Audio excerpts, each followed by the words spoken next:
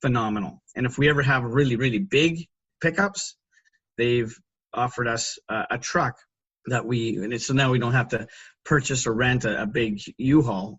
We can borrow theirs. They've been unbelievable. And, we've got amazing partners throughout, a lot of great companies that have been stepping up. My dad, both my parents were on my board of directors at one time or another. My mom was in the very, start of it. And later my dad, when my mom retired from it, and he's been retired. He suffered a stroke a few years ago and has made a really great comeback. And now he's fighting Parkinson's, but he's just like, whatever, move on. I'm going to continue playing golf. And he still works. He's 76 years old, still works to this very day. And he's been a huge driving force to my work ethic, my resilience, to not letting this crap get to me or get to the organization, and I want to give credit to both my parents for doing that, and to my son, Ben, and my daughter, Emma. And now, drum roll please, we have my beautiful new wife, Famika, and I have a 4-month-old named Zoe, and she comes out with me on deliveries now as well. And there's that energy again where you start teaching the little ones, that behavior of giving, and that's what creates a beautiful community, Don. And that's what the BC in Blanket BC stands for, is beautiful communities. By giving the warmth of your heart and providing a volunteer experience, you create that beautiful community that we all want to live in. I think I went on a tangent, but I hope I'm making sense. Yeah, you did, but congratulations. Yeah, last 3 months have been a whirlwind. We're like, 2020, no problem. We got this. We get married. We have a baby. We move, big move from Abbotsford to Richmond. I mean, all in 3 months. Most people would lose their hair off. And you're reinventing yourself and Blanket BC. I am. But I can't, a great team. And I'll tell you, Christina Wiseman is our chairwoman. I've stepped away from the board as chair, and she was actually our original board member. She's come back, and again, she's also reinventing herself. So we're parallel to her in our lives. We've known each other 18 years, so she can hold me to the grindstone and make sure that I get the stuff that I need to get done. Meanwhile, having this passion for the organization, she's been just absolutely fantastic. And my other board members, Neil Parker, who, by the way, Neil's son, Tate, or Sleeping Bag Tate, you may have heard of him, was this 5-year-old kid about 4 years ago, he's 9 now, in Victoria, collected money from his piggy bank to buy sleeping bags. And other people heard about this and started giving Tate their sleeping bags. So he started collecting all these sleeping bags to give to the homeless in Victoria. He became Blanket BC's first recipient of the Warmth Award. We created this award because of Tate.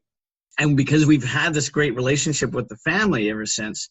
Neil is now just joined our board of directors. So everything's like coming full circle, and everything, like the stars are aligning. I can't explain it, Don, but it is the greatest feeling in the world. And it just re-energizes, not just myself, but the whole team. Big shout out to Marty O'Hara, who's also on my board, and Courtney Funk, two just beautiful, beautiful people. And my advisory angels, Erica Wicks from 3F Design, and Dave Ackerman, who's A&G Creative, and David Long, you may have heard that name. He's with the Food Bank of BC, and he's the executive director there. And so to have this team, building this team, I feel like we're building that championship franchise, that sport teams dream of. And I've got the Gretzkys and the Lemieux. I've got the Patricks and the O'Hares. It's interesting because, most not-for-profits, I think all not-for-profits start with heart, start with an idea. You've very carefully articulated how Blanket BC started with you and your son, and the eye contact with the person on the street. But it's interesting to point out the teamwork that goes into a not-for-profit and building it into a sustainable organization that can do its good work. And that's challenging, not following the traditional corporate model of for-profit, but doing it with the best use of the funds available to make sure that that money goes back into the community. I'm curious about what your views are about our homeless situation with COVID-19. I want to step back here. First and foremost, my heart goes out to all people suffering through the pandemic. It's hard on a lot of people. I've had 2 friends that have passed away from COVID. The folks on the street survivors are resilient in so many ways. The pandemic has really touched more the haves and not the have-nots. The folks that have not, they're able to withstand a lot more than most of us. COVID is still prevalent, but it's not overly prevalent. They're dealing with other issues that are just as horrific, if not worse. Drug abuse, it's sad. The last couple of weeks ago, I was out on a run with my wife and young daughter. We were handing out blankets and talking with some of the amazing people at Lookout Society, the great workers there. And we're having a quick laugh. And before you know it, people are shouting, they're waving us over. And one of the same guys that I just handed a blanket to was overdosing and went into cardiac arrest with 6 shots of Narcan and a crack into the ribs just to get his heart going. We were able to bring him back. But as we were doing that, as we were working on this gentleman, I looked over and I saw people just sitting there and doing drugs, doing the exact same drug as what this gentleman just OD'd on. COVID-19 is the last thing they're thinking about right now.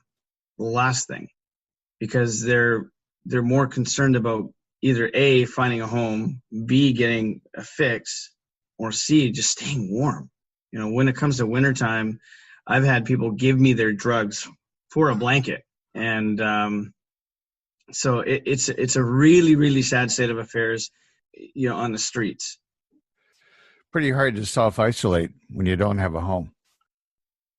They don't. So there was an organization that recently wanted to give us quite a bit of money, like $500, to purchase masks. And this is where, the educational part of Blanket BC comes from, is we'll say, you know what, we really appreciate that.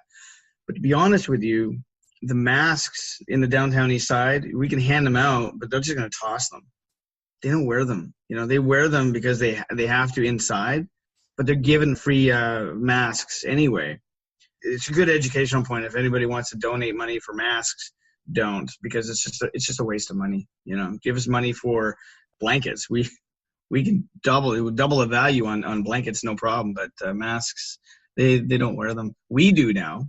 Just for people's understanding, is that it's like, well, what about the transmittance of COVID? Like, how does that work? Because people are giving us donations.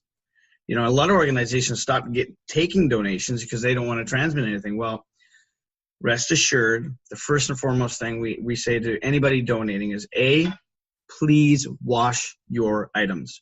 Wash your blankets, or even duvets. Wash everything. Once it's dried really well, put it in a bag, in a plastic bag, nice and tight, sealed. When we pick it up, we're in full PPE. We've got the gloves, face shield, mask, right? We still have our smiles. They're just underneath. When we do pick it up, we ask people to do it from a distance, leave it on your porch or wherever. People are very respectful. We take it to a storage locker, like U-Lock mini storage, and we leave it in one locker for 3 days, just as a extra precaution, just so people feel they should feel good about donating. We don't want to, give anything else away. After the 3 days, when we have time, we go pick them up and then we make the deliveries. So that's, unless we get it directly from like Cabro Linen Systems, who's another one of our amazing partners, who's given us tens of thousands of blankets over the years. I should say almost 250,000 blankets over the past like 5 or 6 years. We get them directly from the manufacturer. So they're all clean, they're all good, and we take them directly to shelter programs. And there's a lot of families out there that are in need of warmth. Recently, there was a single mom with 4 kids. The home that she was in, the heater didn't work.